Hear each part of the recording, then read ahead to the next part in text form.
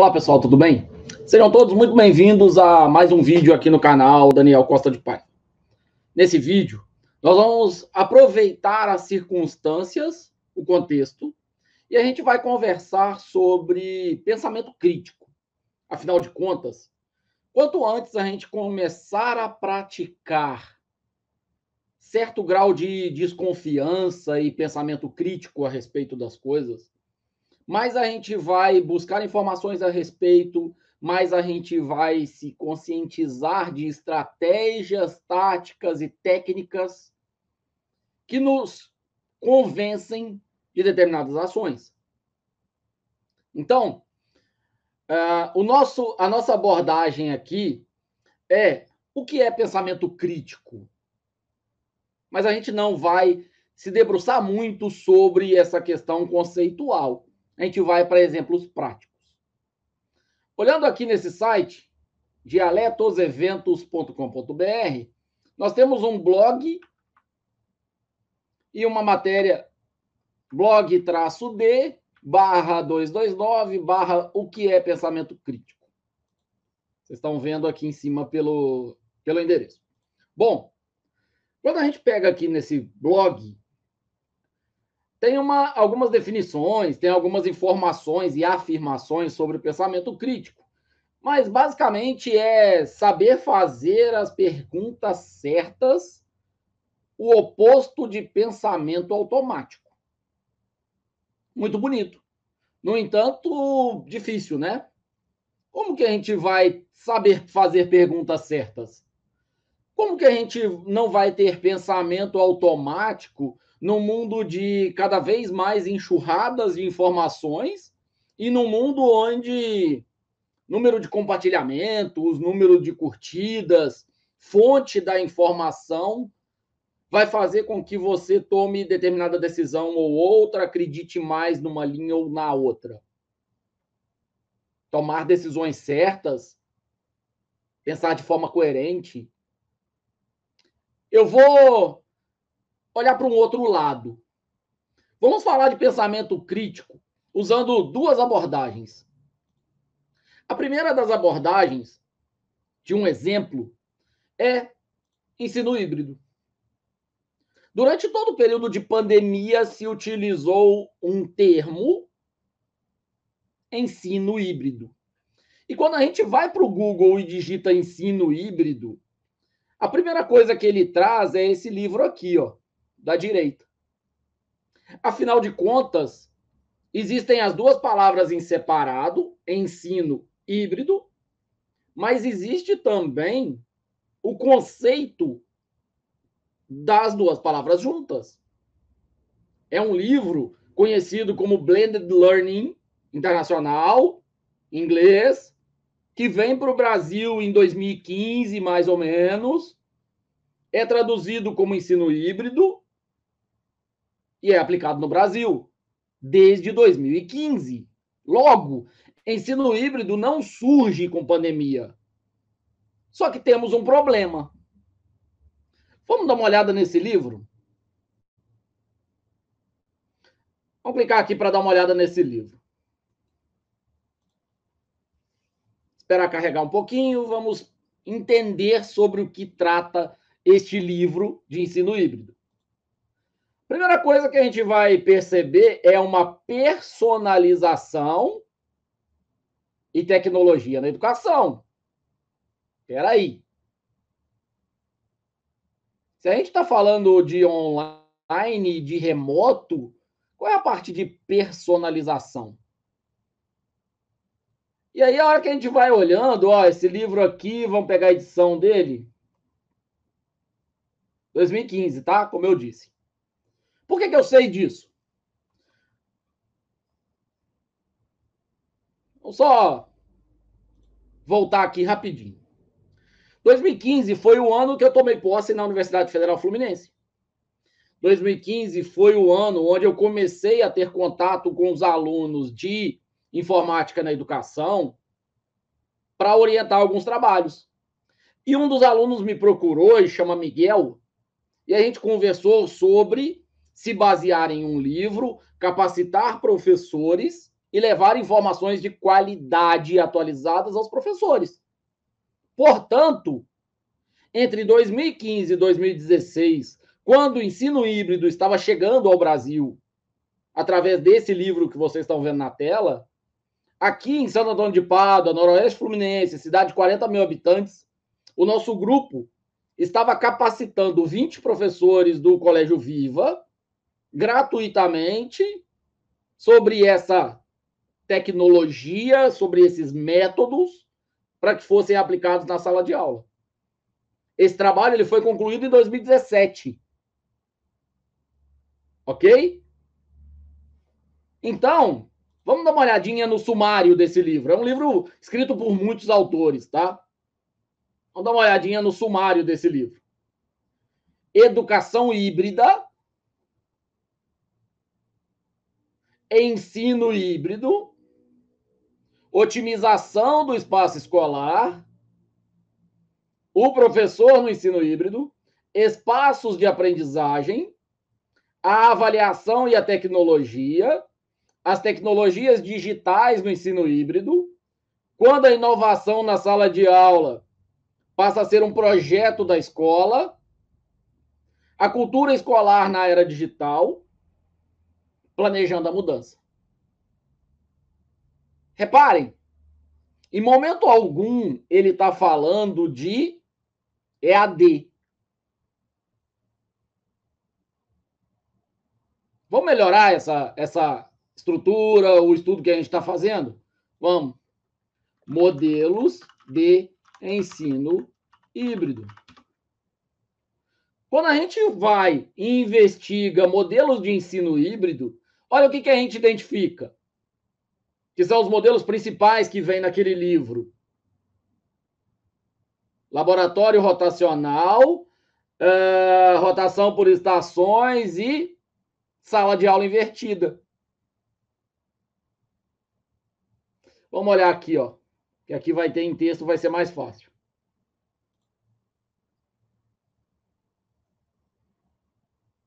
Olha só.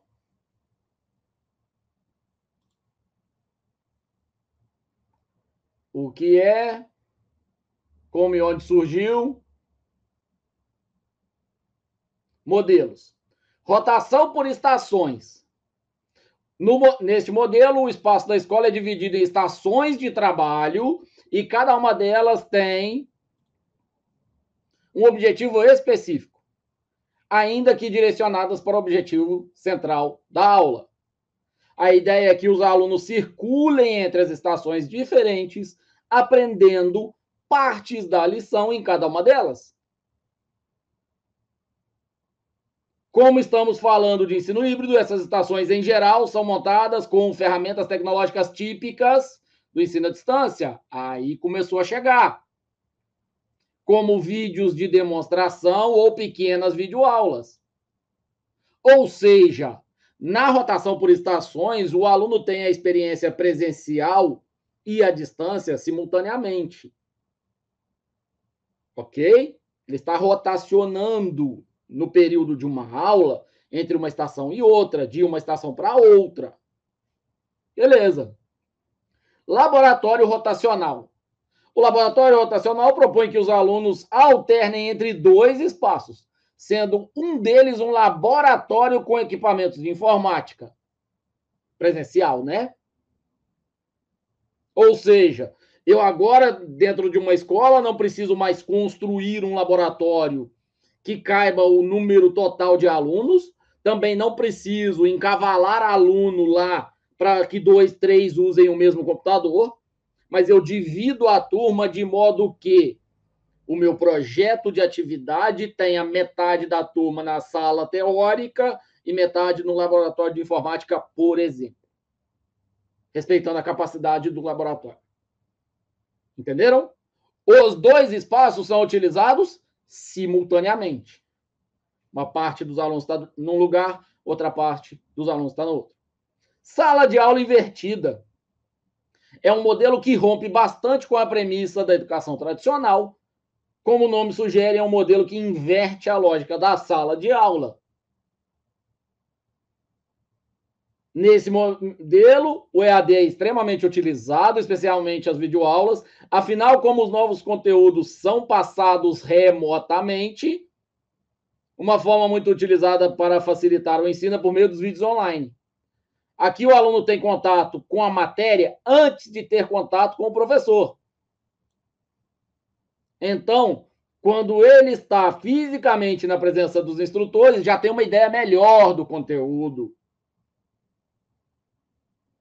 E essa sala de aula invertida, ela prevê que você tenha projetos sendo curados, curadoria ou mentoria, por parte dos professores.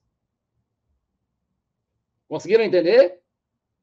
De forma bem resumida, tem várias outros modelos, mas vamos tentar resumir aqui, senão o vídeo fica grande demais. Beleza?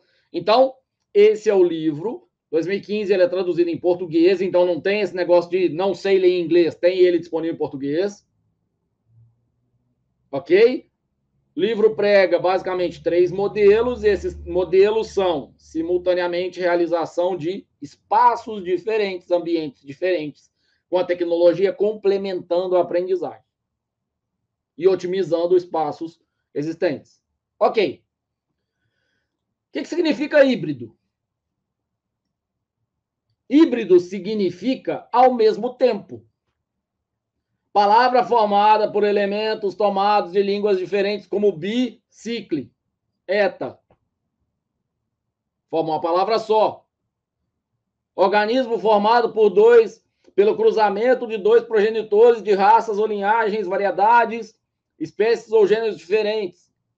Hibridismo natural ou manipulado é comum entre plantas, mas o exemplo mais conhecido é o burro ou a mula, que é o cruzamento entre o cavalo e a jumenta, ou a égua e o jumento. Ou seja, o que é híbrido? Ao mesmo tempo, simultaneamente. Poxa, Daniel, por que você está falando disso? Porque quando disseram que estava acontecendo o ensino híbrido durante a pandemia, a primeira coisa que eu parei para pensar foi: peraí, tem coisa errada.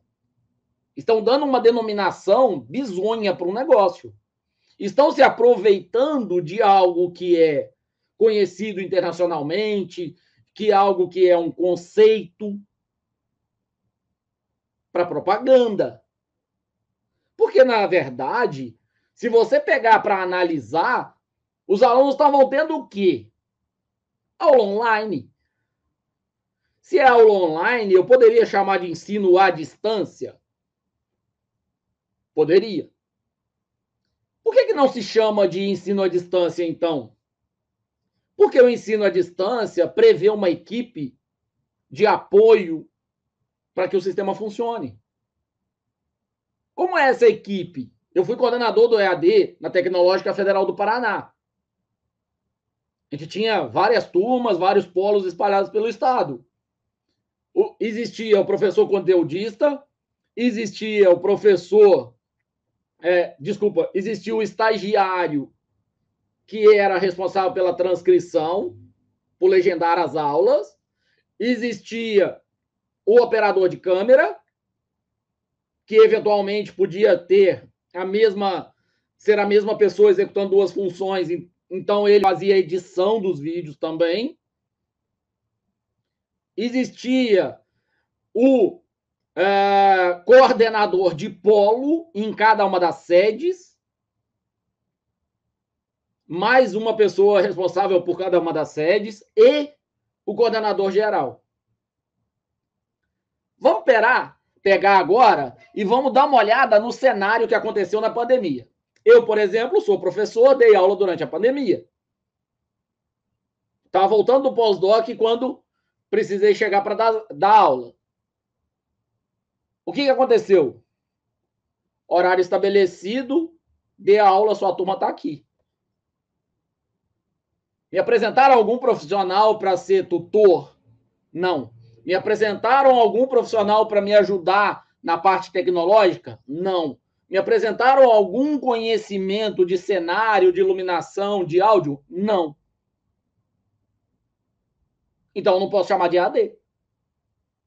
Se a única coisa que está acontecendo é que o EAD já tem uma precarização absurda. 300 alunos para cada tutor, para vocês terem uma ideia. E aí você pega e transforma, por causa da pandemia, num EAD de uma única pessoa? Pra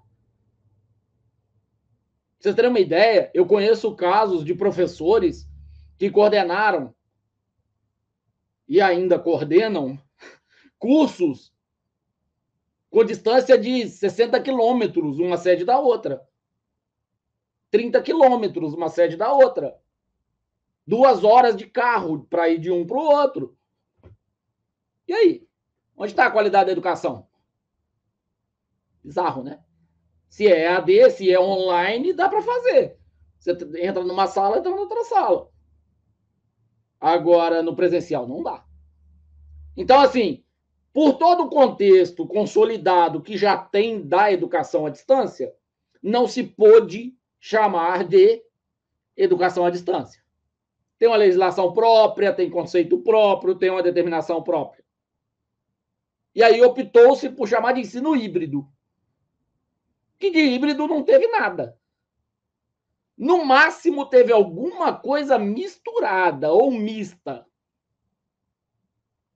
Porque o máximo que aconteceu durante a pandemia, salvo raríssimas exceções de alguns cursos que tiveram necessidade do presencial, área de saúde, por exemplo, mas o que foi feito ou era online síncrono, através de uma sala do Google Meet ou do Zoom ou alguma outra ferramenta, ou era disponibilização de material assíncrono, um PDF, um vídeo, uma lista de exercícios, material indicado. Ou seja, a hora que a gente pega para analisar o conceito de ensino híbrido, separando as palavras, está errado. A hora que a gente pega para analisar o conceito de ensino híbrido, que é consolidado no mundo, inclusive tendo um livro traduzido em português, está errado. E por que fizeram isso?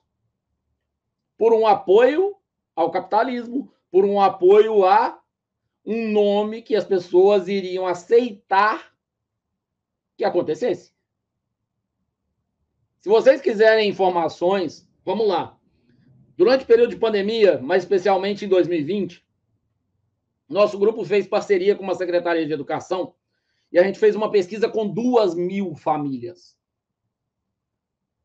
Para 24% dessas famílias, o ensino, entre muitas aspas, híbrido, era o pai ou a mãe passar na escola e pegar aquele calhamaço de papel para a criança fazer, ou, pior, a professora pegar o carro dela com a gasolina dela, ou a moto dela, ou a bicicleta dela, e ir na casa de determinados estudantes entregar aquele material. A diretora fazer isso. Ou seja, a educação sobreviveu à pandemia não porque fizeram alguma coisa em relação ao poder público, em relação ao governo federal. A educação sobreviveu à pandemia porque a comunidade que trabalha na educação quer valorizar a educação e sabe que é por aí que as coisas saem. Ok? Para você ter uma ideia, uma diretora me contou nessa pesquisa que a gente fez e nos cursos de capacitação que a gente fez durante o período de pandemia, que ela precisou ir na casa de uma professora, porque essa professora não sabe onde é a câmera do celular. O que vocês acham disso? Eu fui dar palestra semana passada numa cidade vizinha aqui, e a hora que eu falei sobre PowerPoint, eu senti um burburinho. E eu fui caminhando para próximo desses jovens, adolescentes, que estavam com burburinho. Quando eu cheguei lá, uma das meninas perguntou: professor, o que você está falando aí? O que é isso aí? Falei: PowerPoint, do pacote do Office, Word, Excel, planilha, editor de texto. Nunca ouvi falar nisso, não.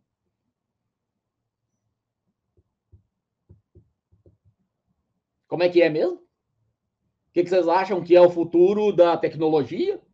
Que vai melhorar conhecimento, melhorar aprendizado? Educação pública, tá? Difícil, né? Então vamos lá. Como é que as coisas melhoram? Pensamento crítico. Poxa, mas como é que a gente faz pensamento crítico? A gente escuta esses termos e a gente começa a ter dúvida, a desconfiar desses termos.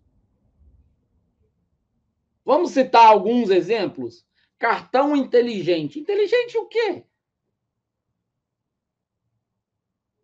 Catraca inteligente. Inteligente o quê? Percebem? Determinadas palavras, a hora que eu escuto, eu já paro e falo, opa, vou dar uma investigadinha, vou dar uma estudadinha. Tem alguém querendo me passar a perna. Tem muita cara de pau rolando. Ok? Então vamos lá. Fizemos o exemplo aqui do ensino híbrido, que foi um nome de propaganda que definiram para que as pessoas aderissem. E não é porque eu sou líder de um grupo de educadores Google, mas a gente já publicou sobre isso, inclusive. Graças ao Google, a educação pública no Brasil foi um pouco melhor.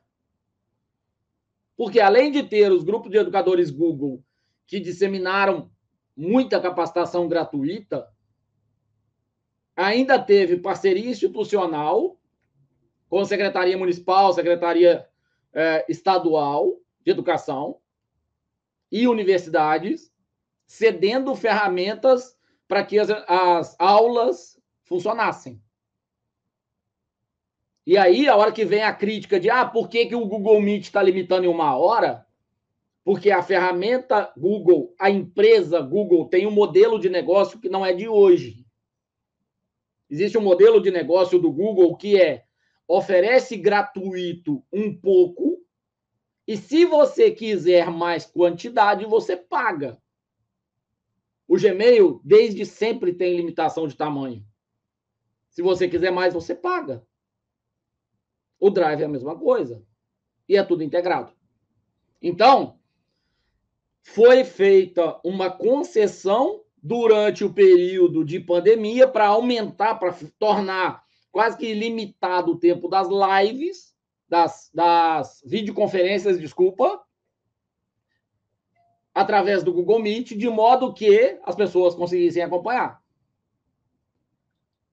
Vamos para um outro exemplozinho bonito de pensamento crítico. Robótica educacional. Quando a gente entra no Google Imagens aqui para ver robótica educacional, é um dos temas que está mais na moda, né? De pouco tempo para cá, todo mundo fala que o meu filho tem que estudar robótica educacional, fotos de crianças mexendo com robótica educacional, educação maker e coisas do gênero. Beleza. Quando a gente olha aqui, tem robótica educacional acontecendo? Tem. Ó, tem robozinho, tem kit.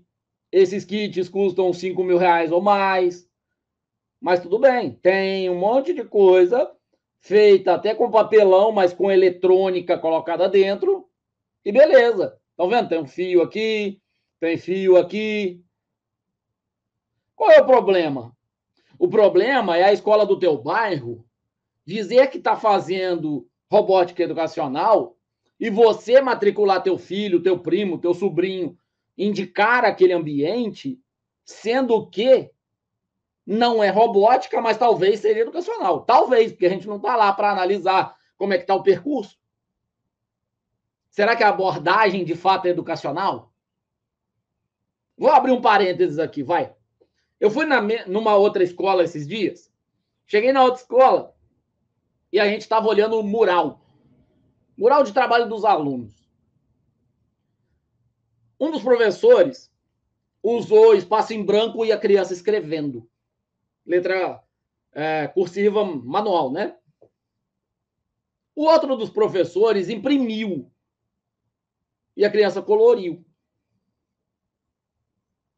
E aí a pessoa que estava me acompanhando virou e falou assim, poxa, Daniel, essa turma aqui é muito melhor na escrita do que a de lá. Eu falei, sério? Você não está vendo? Os trabalhos estão muito mais bonitos. Eu falei, sim, os trabalhos estão mais bonitos, mas na escrita não sei se é. Vamos dar uma olhada no jeito que as crianças escrevem o nome delas, porque em todos os papéis tem o nome da criança escrito. Aí essa pessoa virou e falou assim, é mesmo, vamos olhar. A hora que a gente olhou, a turma que estava colorido escreve muito pior.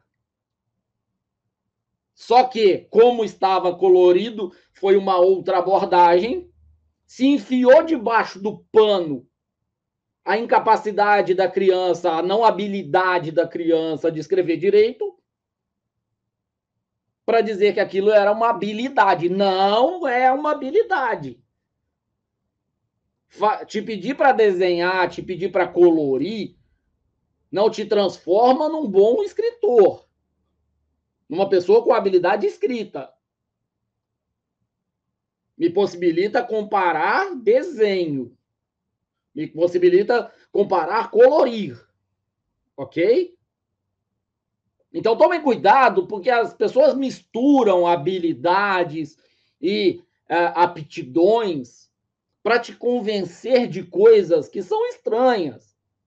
E às vezes, pode inclusive ter sido o caso que, como não foi um aspecto gerencial, não pediram a mesma atividade para todo mundo, ou a mesma habilidade para todo mundo, um dos professores ou uma das professoras, na melhor das intenções, escolheu uma habilidade de colorir. E a outra escolheu de escrever. Entendem? Então, onde que a gente precisa ter pensamento crítico? Desconfiar, categorizar as coisas e analisar adequadamente. Quando a gente pega na robótica educacional aqui, vocês estão vendo um monte de coisa? Sim, né?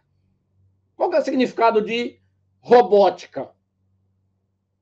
O significado educacional é ensinar, gerar aprendizagem, perfeito? Contribuir num processo de aprendizagem. Beleza. Robótica. Ciência e técnica. Vamos aumentar isso aqui para vocês lerem. Vamos aumentar.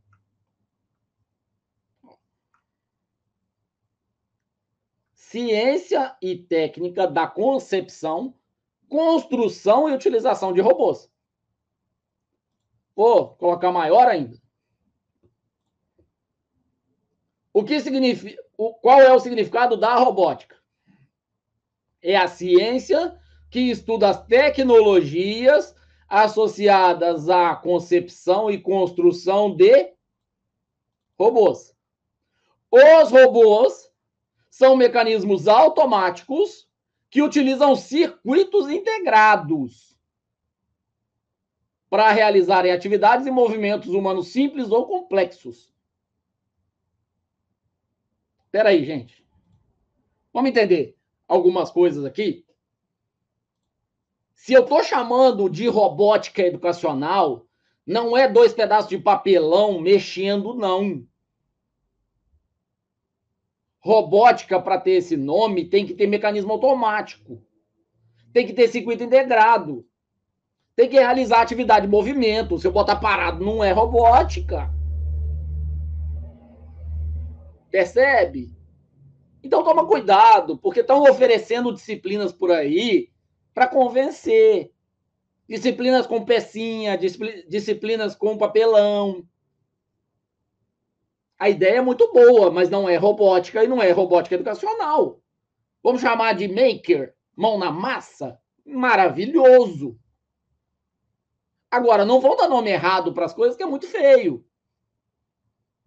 Aí, por que as famílias, por que as crianças, por que os adolescentes, por que os professores aceitam esse tipo de nomenclatura?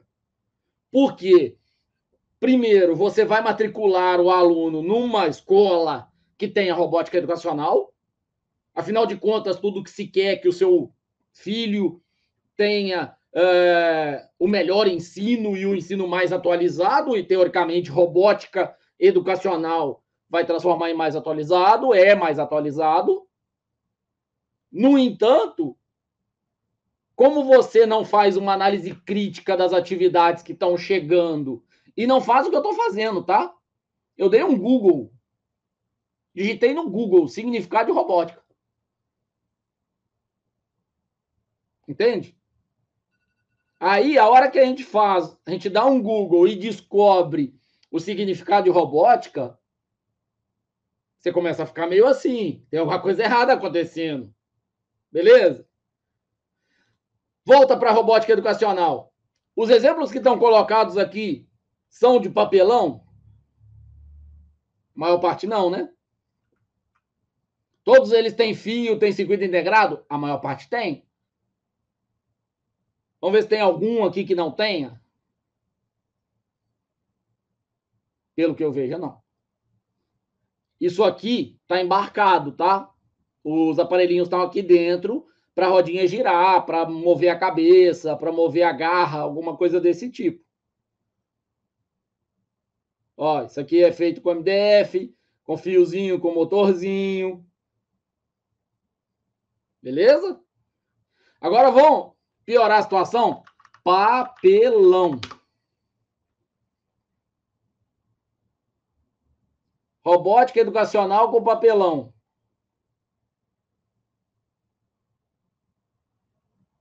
Esse aqui pode ser robótica educacional, porque pode ter uma plaquinha ali dentro que está atuando. Esse aqui é.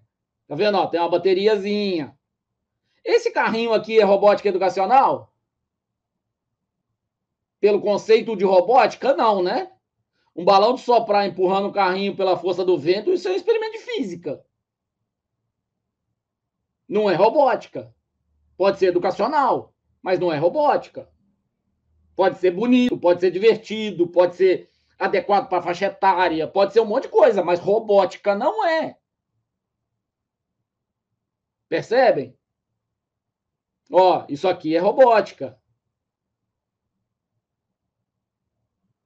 Eu sou avaliador e jurado, inclusive, de uma competição que normalmente acontece em São Paulo, de carrinho robótico, de Arduino, de plaquinha, de eletrônica. Então, assim, a hora que a gente para ver cuidadosamente o que está acontecendo, tomem cuidado. Apareceu um nome bonito, vamos ficar atentos se esse nome bonito vale a pena, se não vale a pena. Eu, um tempo atrás, estive em São Paulo e tinha um outdoor. Matricule teu filho aqui, porque nós temos lousa digital interativa. Vamos dar uma olhada aqui que é lousa digital interativa? Lousa digital interativa.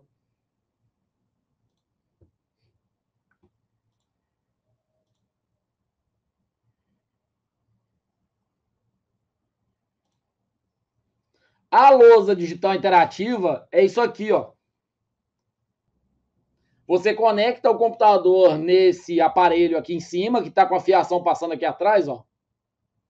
E você, além de projetar o seu PowerPoint, imagem, o que tiver no seu computador aqui nessa tela, você tem uma caneta que parece um pincel de escola normal, só que a diferença é que ela é toda branca e tem uma pontinha que é um clique de mouse.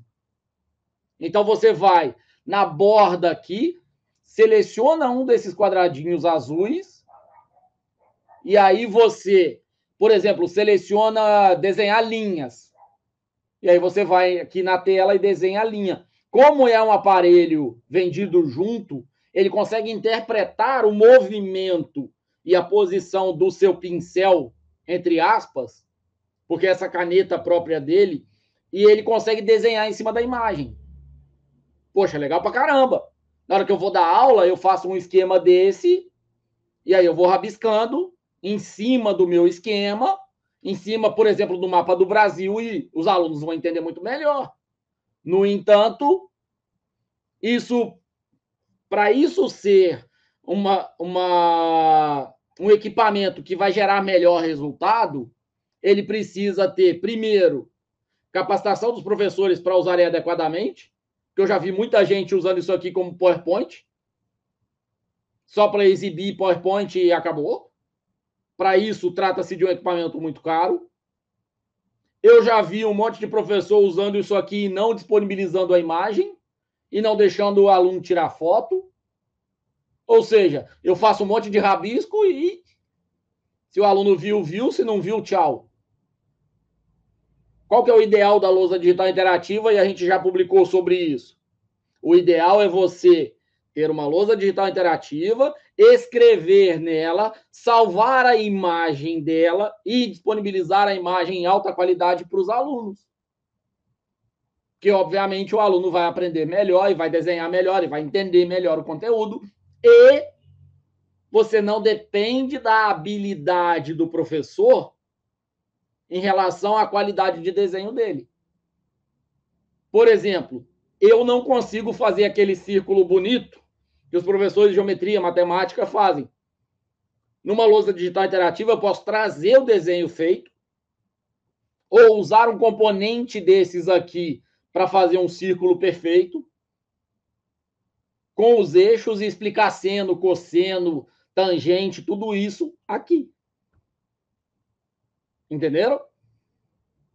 Então, vamos parar para pensar sobre inovações tecnológicas e vamos ver até que ponto a inovação tecnológica está coloridinha desse jeito aqui, porque ela é bonita, até que ponto ela é uma vantagem educacional, até que ponto o resultado dela vai ser uma vantagem educacional. Vai melhorar a aprendizagem? Vai melhorar o ensino? Meu professor vai conseguir ensinar melhor porque está usando um equipamento desse? Ou o equipamento vai dar problema e o ensinar vai ser pior? Meu aluno vai aprender melhor? A parte de gestão da escola vai ser mais adequada? Ou eu vou precisar o tempo inteiro ficar trocando o professor de sala porque eu preciso do técnico consertando o equipamento? Então, pensamento crítico. O que é importante? Se inquietar, desconfiar, parar para olhar o conceito. Escutou uma expressão, soou novo, dá uma olhada, vai no Google, investiga. Nesse vídeo eu estou trazendo um monte de opiniões minhas, um monte de pontos de vistas meus, mas que são de pensamento crítico em relação a abordagens, em relação a conceitos que são utilizados, e a partir desse pensamento crítico, eu vou melhorando o meu conhecimento. Porque eu penso criticamente, tenho uma ação proativa de ir atrás, de buscar informação, de buscar solução, e assim eu vou melhorando o jeito que eu entendo as coisas e vou crescendo. Perfeito? Então, fica aqui a sugestão de se inquiete com conceitos novos. Viu uma expressão? Vai atrás e dá uma olhada. Falei aqui nesse vídeo sobre 3 expressões. A primeira, robótica educacional. A primeira, ensino híbrido. A segunda, robótica educacional. Mas, principalmente, a questão de pensamento crítico. Não pensar automaticamente. Mas também não ter a responsabilidade e a obrigação de fazer perguntas certas. Se inquietar, fazer perguntas, usar o Google para te ajudar, usar pessoas que estejam ao seu redor para te ajudar, mas não ter pensamento automático e não ter comportamento de manada, ser levado pela maioria e ser levado por opinião de especialista A, B ou C. Você vê entrevistas dizendo A, B ou C, beleza. Se você quiser, você pode confiar, acreditar, beleza. No entanto, na maior parte dos casos, o que é o ideal? É você ir atrás da informação correta e você tentar melhorar a qualidade do seu pensamento. Ok? Bom, para a gente terminar o nosso vídeo, eu quero agradecer muito pela presença de cada um de vocês. Quero dizer que esse é um vídeo de comentário geral, de opinião, mas também de incentivo ao pensamento crítico. E quero colocar o nosso canal à disposição de todos para a gente poder debater algumas dessas questões. Grande abraço a todos, muito obrigado pela presença. Se você gostou dessa discussão, clique em curtir, compartilha, mas principalmente dá uma olhada nas nossas playlists. O material aqui no canal é separado por cores e é legal pra caramba você conseguir encontrar uma lista de ações e de vídeos que são adequados ao seu perfil, aquilo que te interessa, e opinar, dar sugestões e dizer pra gente o que falta, qual que é a sua opinião a respeito. A gente está aqui aberto a essa conversa. Grande abraço a todos e, de minha parte, muito obrigado.